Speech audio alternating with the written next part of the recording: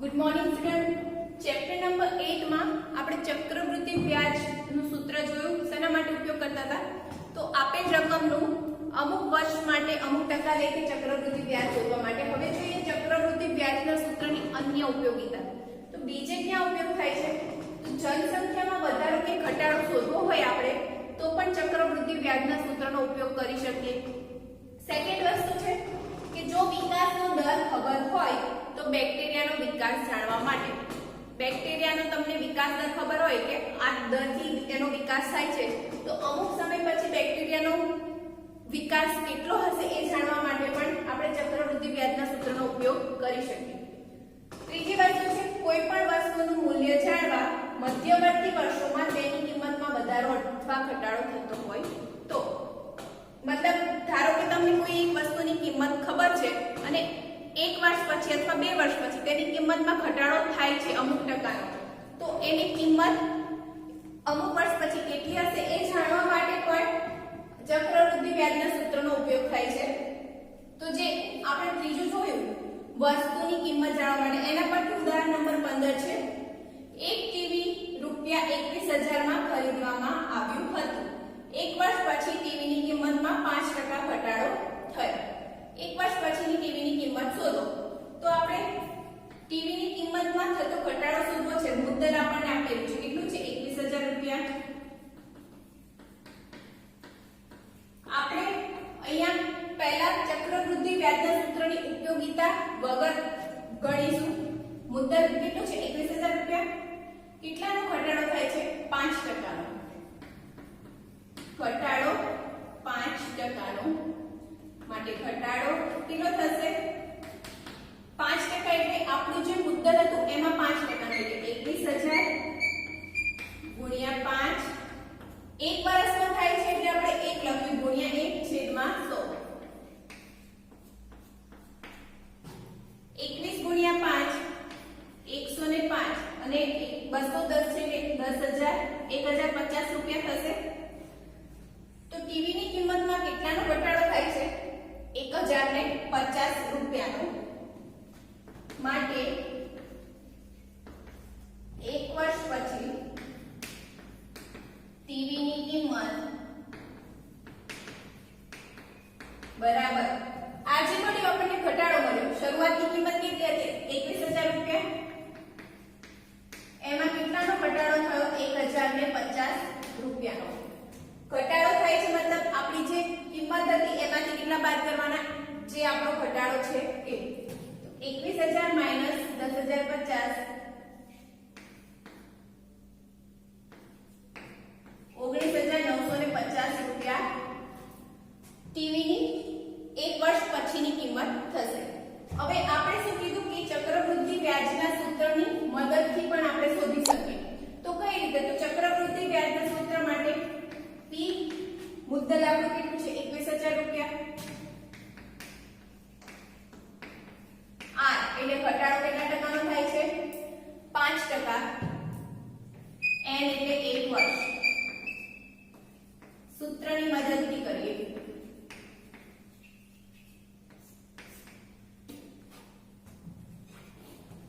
સૂત્ર શું છે? P કૌંસમાં 1 પ્લસ R છેદમાં 100 ની n ઘાત.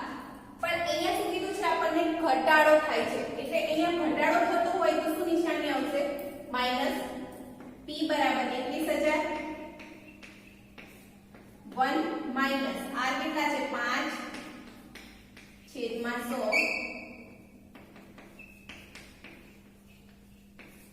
100 માઈનસ 5 છેદમાં 100.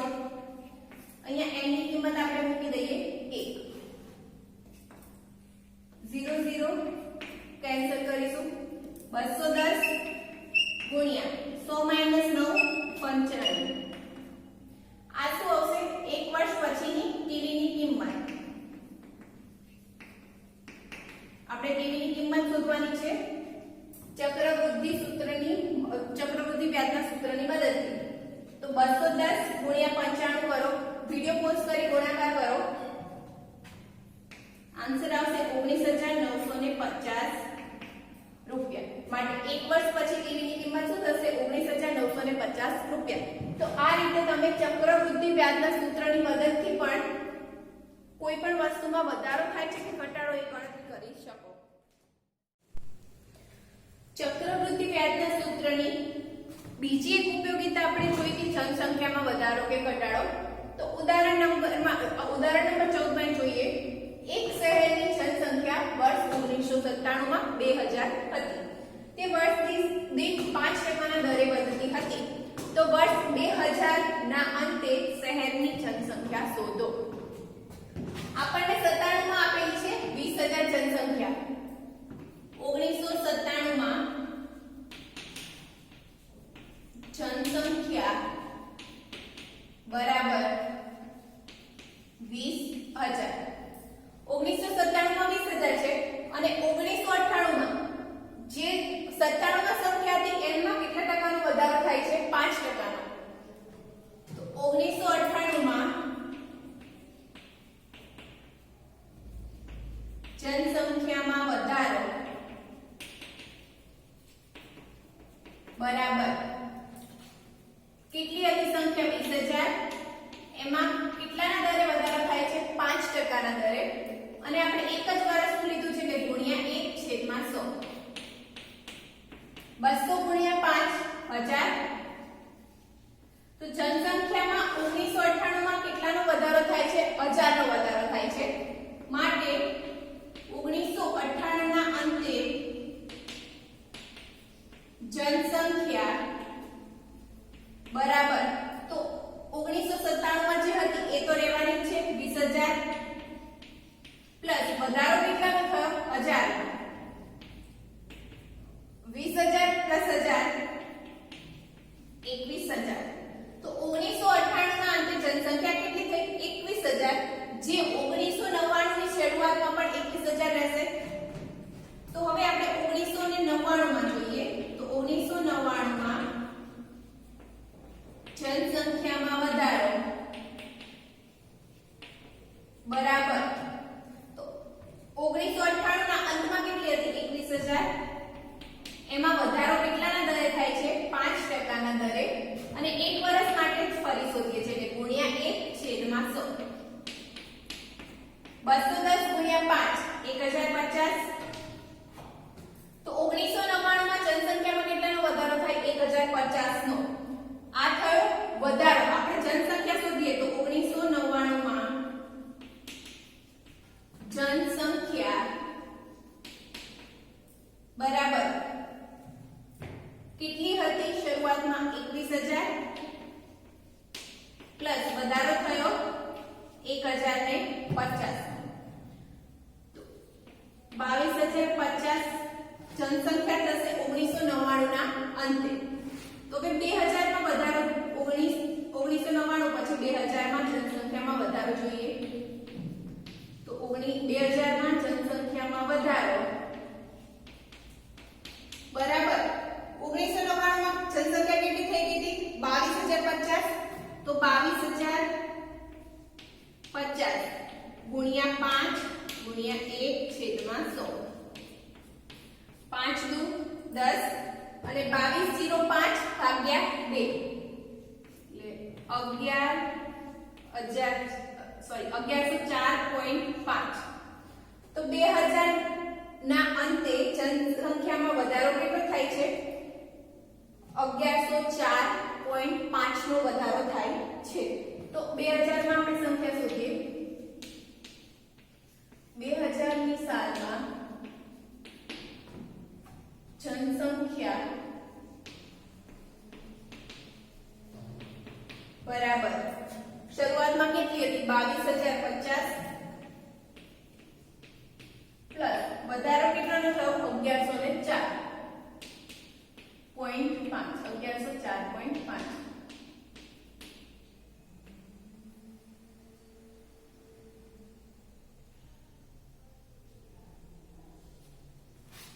સોરી 1102.5 આવશે। 1102.5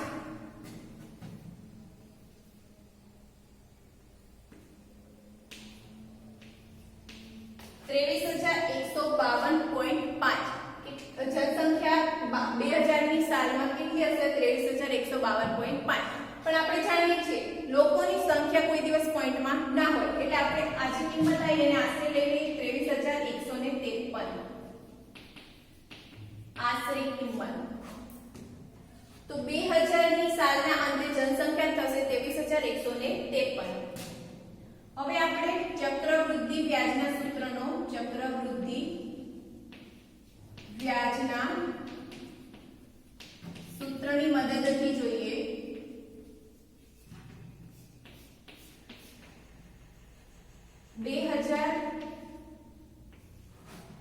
અથવા તો સાલ 2000 ના અંતે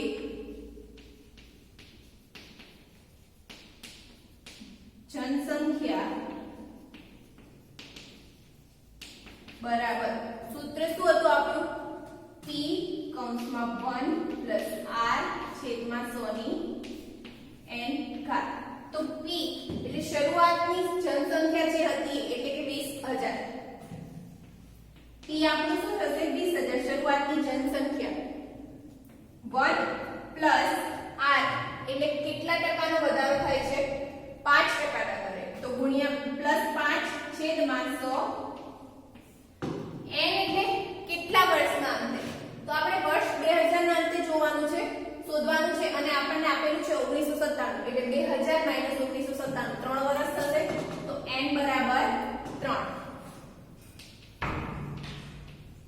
20000 કૌંસમાં 100 + 1 100 * 1 100 + 5 105 છેદમાં 100 એની કેટલી ઘાત છે 3 ઘાત. 20000 ગુણ્યા 105 છેદમાં 100 ગુણ્યા 105 છેદમાં 100 ગુણ્યા 105 ના છેદમાં 100. 4 0 કેન્સલ કરીએ. 21 5 105 20 5 100 ફરી 21 5 105 4 5 20 2 2 4. તો 105 ગુણ્યા 21 ગુણ્યા 21 441 છેદમાં 2.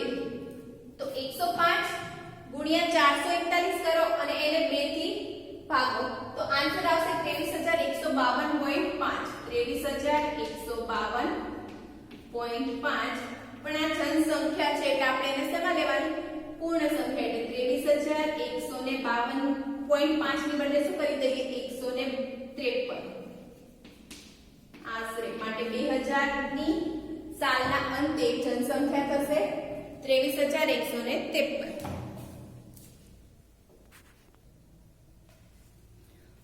સ્વાધ્યાય 8.3 દાખલા નંબર 2. કમલાએ સ્કૂટર ખરીદવા બેંકમાંથી ₹26,400 પ્રતિ વર્ષ 15% ના દરે ચક્રવૃદ્ધિ વ્યાજે લીધા. 2 વર્ષ અને 4 મહિના પછી ઉધાર ચૂકવણી કરવા માટે તેણે કેટલી રકમ ચૂકવવી પડે. તો સૌથી પહેલા તો કેટલા રૂપિયા લીધા 26,400 એ આપણું શું થશે p. તો p = 26,400 રૂપિયા. કેટલા ટકાના દરે 15% ના દરે. તો r બરાબર 15%. 2 વર્ષ અને 4 મહિના પછી તો n બરાબર 2 વર્ષ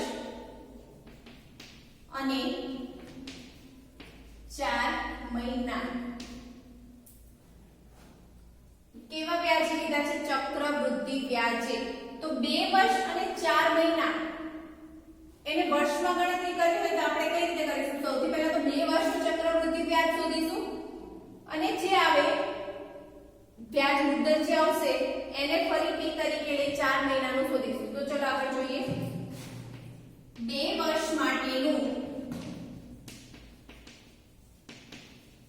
ચક્રવૃદ્ધિ વ્યાજ આપણને વ્યાજ મુદ્દત મળશે a p કૌંસમાં 1 + r/100/n. તો p કેટલા છે 26,400 1 પ્લસ r કેટલા ટકા લીધું છે આપણે 15%. તો 15/100 અને n કેટલા વર્ષ માટે આપણે ગણતરી કરીએ છીએ 2 વર્ષ માટે તો એની 2 ઘાત 26400 ગુણ્યા 100 ગુણ્યા 1 લસા લઈએ તો 100 થશે પ્લસ 15 એટલે 100 વત્તા 15 115 છેદમાં 100 નો વર્ગ 26400 ગુણ્યા 115 ના છેદમાં 100 ગુણ્યા 115 ના છેદમાં 100 23 પંચા 115 અને 20 પંચા 100 23 પંચા 115 20 પંચા 100 0 0 બંને 0 કેન્સલ 264 2 ગુણ્યા 2 132 ગુણ્યા 2 264 ફરી 66 દુ 132 અને આ બે પણ કેન્સલ તો 66 ગુણ્યા 23 ગુણ્યા 23 તો 66 ગુણ્યા 23 ગુણ્યા 23 વિડિયો પોઝ કરી ગુણાકાર કરો 66 ગુણ્યા 23 અને જે આન્સર આવે એને ફરી 23 વડે ગુણો 34914 રૂપિયા એ થશે તો આપણું 2 વર્ષના અંતે વ્યાજ મુદ્દલ કેટલું થશે 34914 રૂપિયા આપણે હજી 2 મહિનાનું શોધ્યું 4 મહિનાનું બાકી રહ્યું બીજા 4 મહિનાનું જે બાકી રહ્યું 4 મહિના માટે I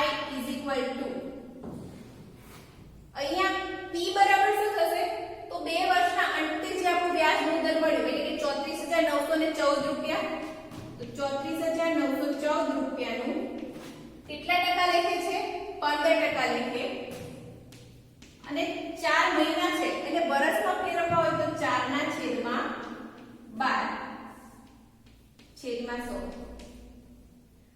4 ગુણ્યા 3 12 5 ગુણ્યા 3 15 તો 34914 ગુણ્યા 5 છેદમાં 100 20 પંચા 100 34914 ભાગ્યા 2 કરીએ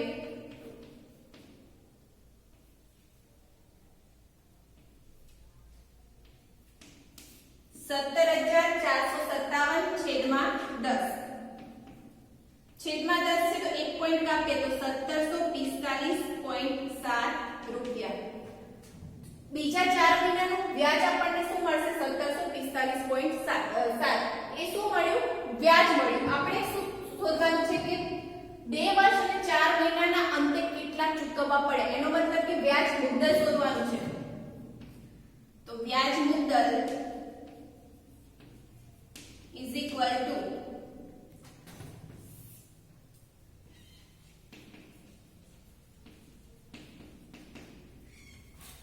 2 વર્ષના અંતે કેટલું મળ્યું 34914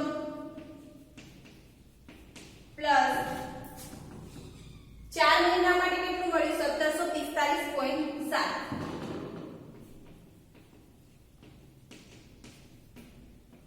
સરવાળો કરો